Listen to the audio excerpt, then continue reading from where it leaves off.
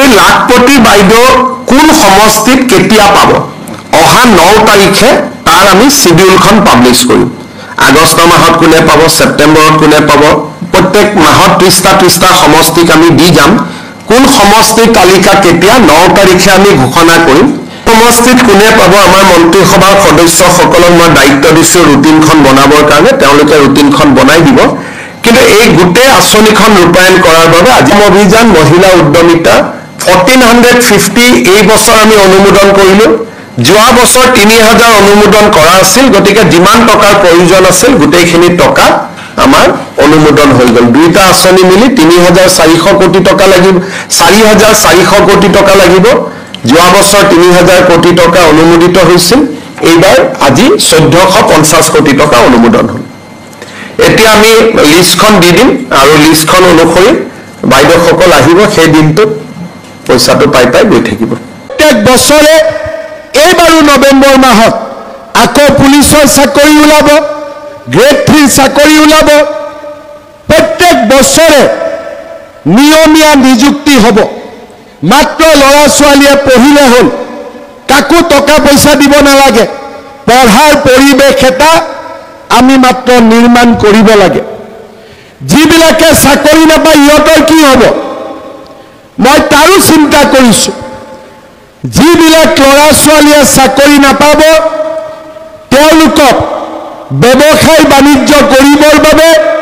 মই চৰকাৰৰ পৰা 2 লাখকৈ টকা দিয়াৰ ব্যৱস্থা কৰিম বেংকৰ পৰা নহয় চৰকাৰৰ পৰা প্ৰত্যেক সমষ্টিত প্ৰত্যেক বছৰে 1000কৈ ল'ৰা ছোৱালীক আমি 2 লাখকৈ টকা দিয়াৰ ব্যৱস্থা কৰিম শ্ৰদ্ধাৰ আই মাতৃসকল চাকৰি নাই বেংকে লোনো নিদিয়ে আমাৰ বঙাইগাঁও জিলাৰ বহুত ল'ৰা ছোৱালীয়ে তামিলনাডুত গৈছে কৰ্ণাটকত গৈছে কেৰালাত গৈছে 8000 টকাত সিকিউৰিটি গাৰ্ডৰ কাম কৰিছে বেমাৰ আজাৰ হলে ঔষধ নাই কিবা কাৰণত মৃত্যু হলে মাক বাপেকে ডেড বডিও দেখা নাপায় মৃত শৰীৰো দেখা নাপায় মই মুখ্যমন্ত্ৰী হিচাপে মোৰ বেয়া লাগে যেতিয়া মোৰ ৰাজ্যৰ ল'ৰা ছোৱালীয়ে বেলেগ ৰাজ্যত 7000 8000 টকাৰ চাকৰি কৰিব যায় 1 লাখ দৰমহা পালে 50000 পালে বাহিৰত যাওক মোৰ আপত্তি নাই 7000 8000 টকাৰ কাৰণে ল'ৰা ছোৱালী বাহিৰত যায় নতুনকৈ বিয়া কৰা ঘৈণীয়েক ঘৰত থাকে মাক বাপেকে ল'ৰাৰ কাৰণে চিন্তা কৰি থাকে সেইবাবে মই এইবাৰ চেষ্টা কৰিছো অসমত যাতে উদ্যোগীকৰণ হ'ব পাৰে এডভান্টেজ আসাম হল 5 লাখ কোটি টকাৰ বিনিয়োগ হ'ব আদানী আম্বানী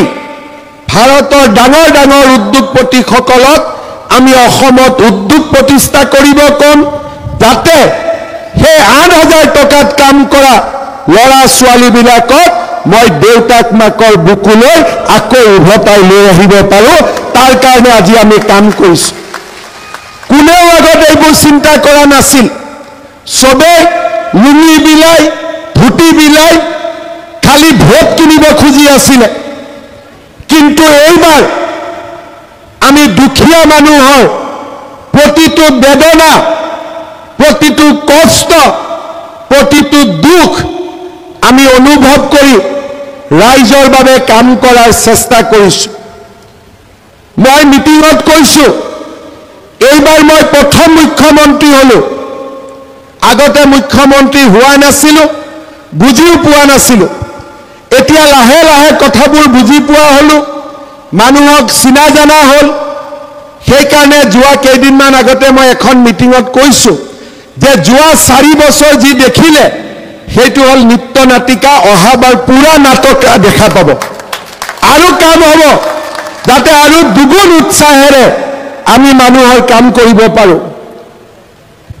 আই মাতৃসকলক 10000 টো লাগিব নে নাই তে মনে মনে বহি আছে যে মই নালাগে বুলি ভাবিছিলো লাগিব এই পিছফালে নালাগে নেকি লাগিব সেইটো কথা ক'ব লাগে নহয় আহাৰ লগে লগে যে লাগিব বুলি মই ভাবিলোঁ 10,000টো পাহৰিলে নেকি, পাহৰিলে নেকি? এই 10,000টো নাপাহৰিব, কাৰণ 10,000 পোৱা সকলে যেতিয়া 10,000 টকাটো স্বামীৰ ব্যৱসায়ত বা নিজৰ ব্যৱসায়ত খৰচ কৰিব, অহাবাৰ 25,000 পাব। খালি কণ্ডিশ্যন এটাই,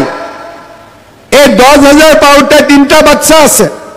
25,000 পোৱাৰ আগতে 4টা বাচ্চা হ'ব নালাগে, 3টাতে থাকিব লাগে, 10ও পাব 25ও পাব। ঠিক আছে,